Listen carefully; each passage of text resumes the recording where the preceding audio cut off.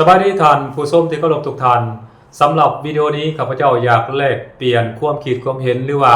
นำเอาข่าวหรือว่าเหตุการณ์ที่มันเกิดขึ้นอยู่ต่างประเทศนะมาบอกมาเล่าให้บรรดาท่านผู้ชมได้รับชมรับฟังนำกันโดยเฉพาะแม้เกี่ยวกับการสร้างการสาการพัฒนาประเทศการสร้างตึกอาคารการสร้างถนนหนทางหรือว่าพื้นฐานโครงหลังขนาดใหญ่โดยเฉพาะแม้หนทางที่มีระยะทางหลายร้อยหลายพันกิโลเมตรนี้ข้าพเจ้าอยากเล่าอยากเว้าให้บรรดาท่านผู้ชมได้รับชมรับฟังนำกันโดยเฉพาะแม่นเกี่ยวกับประเทศจีนนี่แหละท่านผู้ชมข้าพเจ้าคิดว่า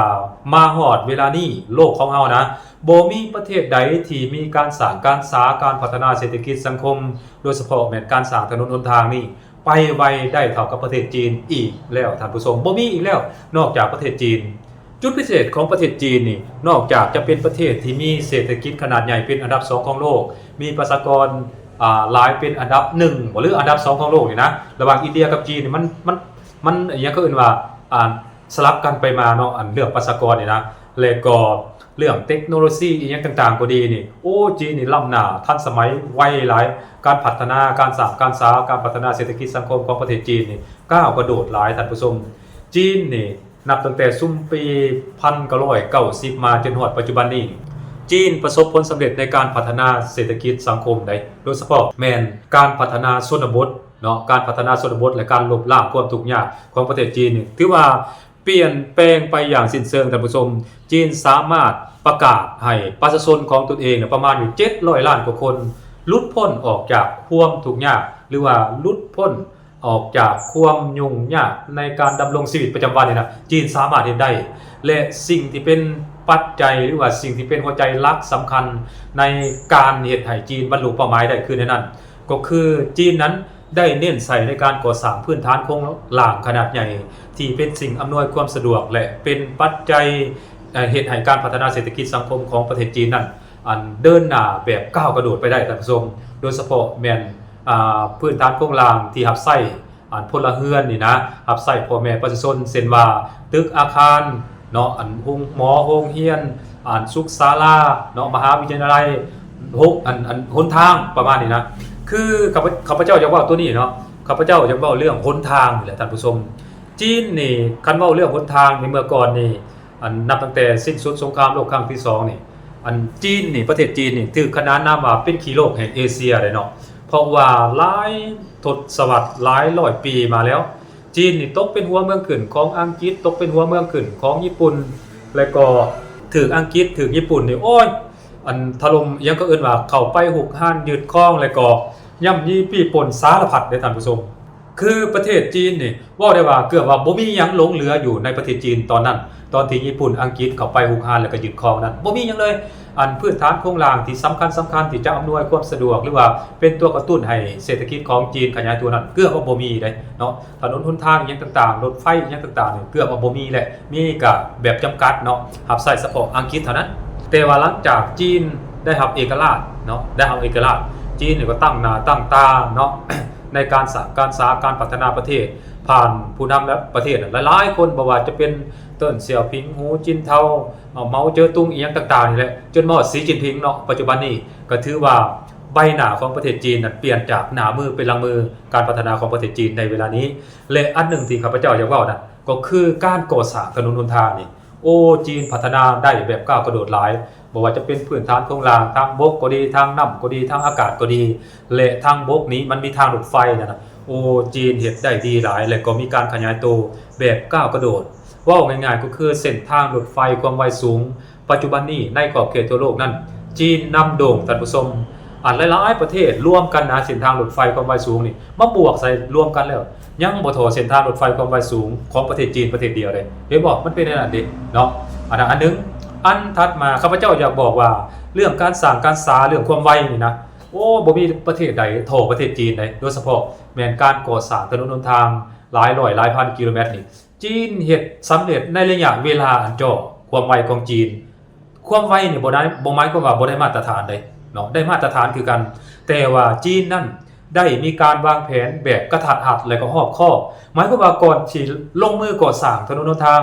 ในระยะทางที่มีหลายร้อยหลายพันกิโลเมตรนะจีนนี่ ได้วางแผนทั้งกำลังพลทั้งกำลังศัพท์แล้วก็ทั้งอันยังก็อื่นว่าเทคนิคอุปกรณ์อีกอย่างต่างๆนี่ไว้เป็นที่เรียบร้อยแล้วคือข้าพเจ้าขอยกตัวอย่างแบบ4เนาะขอยกตัวอย่างให้เห็นแบบเป็นรูปธรรมเนาะคือยกตัวอย่างว่าจีนนี่ก่อสร้างหนทาง500กิโลเมตรที่มีระยะทาง500กิโลเมตรเป็นทางหลวงซะจีนนี่จะเปิด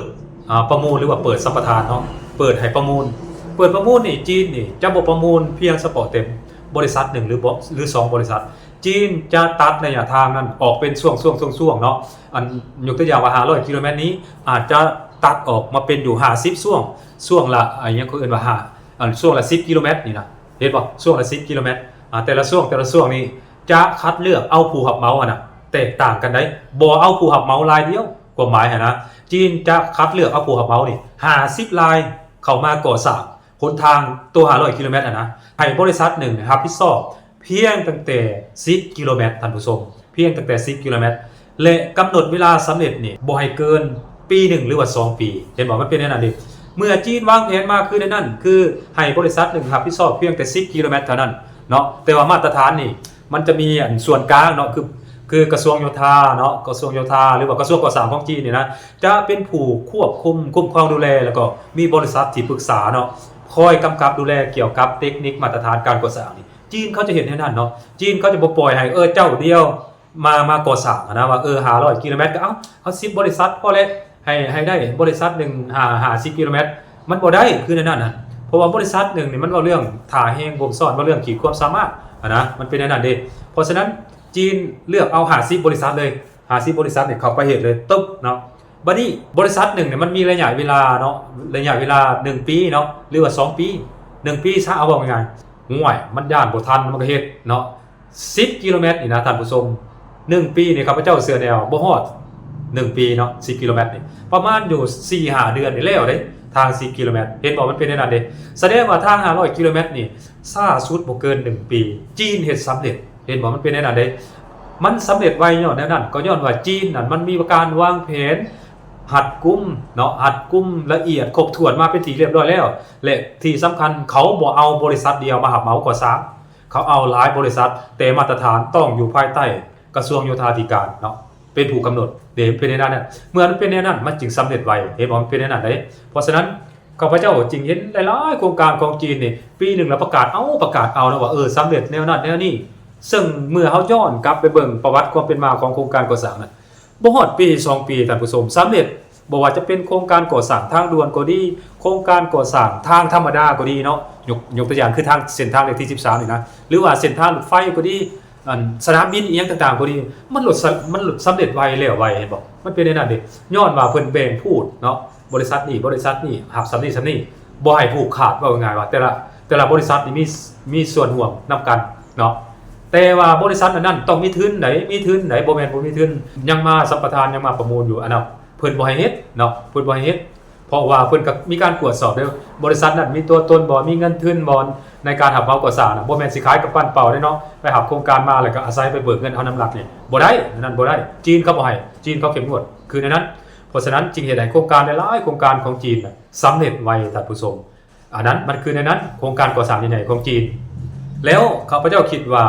หลายๆประเทศนี่ก็ได้นำเอาโมเดลนำเอาแบบของจีนไปประยุกต์ใช้เด้ยกตัวอย่างประเทศเวียดนามเนี่ยเวียดนามก็เฮ็ดคล้ายๆแบบนี้แล้วในปัจจุบันนี้และข้าพเจ้าเองนี่ก็อยากให้ประเทศลาวของพวกเฮานี่นะโดยเฉพาะแม่รัฐบาลลาวของพวกเฮานี่นะอยากให้นำเอาโมเดลการก่อสร้างของจีนนี่นะการรับเหมาของจีนเนี่ยมาประยุกต์ใช้ในบ้านเฮาข้าพเจ้าคิดว่าทางเลขที่13นี่ประมาณอยู่1,000 กว่ากิโลเมตรนี่โอ้ยคราวเดียวก็เฮ็ดได้ขึ้นในนั้นสำเร็จแน่นอนกับท่านผู้ชมบ่ฮอด 4-5 ปีอันนับแต่เหนือฮอดใต้นี่สำเร็จแน่นอนเนาะสำเร็จแน่นอนแบ่งให้ผู้ละ10กิโลเมตรนี่แล้วก็กำหนดกรอบเวลาให้มันชัดเจนว่าต้องสำเร็จเนาะถ้าบ่สำเร็จปรับไม้ใส่โทษเนาะปรับไม้ใส่โทษยึดถือว่าสิ่งที่เจ้าเฮ็ดมาถือว่าบ่มีผลสินะเจ้าต้องเฮ็ดไปซั่นเด้มันจึงสำเร็จคันบ่ดังนั้นแล้วก็โอ้ยปีนึงเนาะทาง100กิโลเมตรนี่ 3-4 ปีก็ยังบ่แล้วสิแล้วมันเป็นหยังบัดนี้ปัญหามันตามมาเฮาเสียโอกาสทางด้านเวล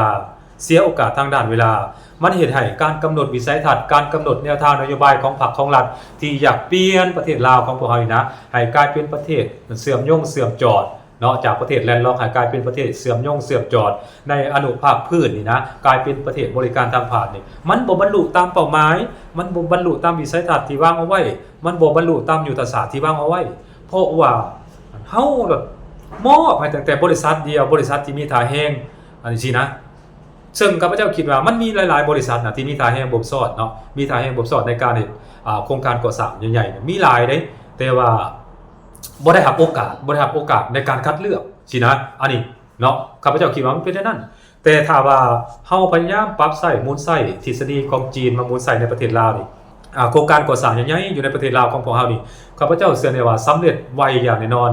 มาตรฐานนี่ขึ้นกับกระทรวงโยธาธิการและขนส่งเป็นผู้กำหนดเนาะมันต้องได้มาตรฐานถ้าบ่ได้มาตรฐานเจ้าก็ต้องรับผิดชอบมาก่อสร้างขึ้นแนวนั้นแหละมันก็ต้องแนวนั้นต้องใช้ขึ้นอีหยังประมาณนี้นะเนาะข้าพเจ้าอยากว่าในนั้นเกี่ยวกับอัน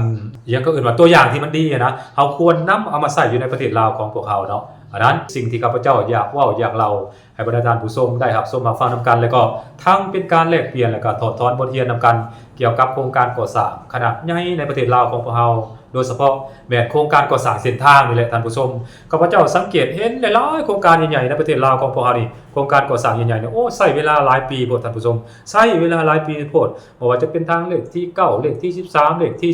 12เลข8อีหยังต่างๆก็ดีเนาะใช้เวลาหลายปีหลายเฮาเสียโอกาสในการกลายเป็นฮับของอาเซียนเนาะเสียโอกาสตัวนี้เลยถ้าว่าพวกเขาเฮ็ดได้นี่มันก็จะเฮ็ดให้พวกเฮานี่สามารถให้บริการทางผ่านนั้นได้ไวขึ้นเฮาก็สิเก็บรายรับจากการบริการทางผ่านนั้นไวขึ้นท่านผู้ชมเห็นว่ามันเป็นแนวนั้นได้อันนั้นคือโอกาสของพวกเฮาเนาะ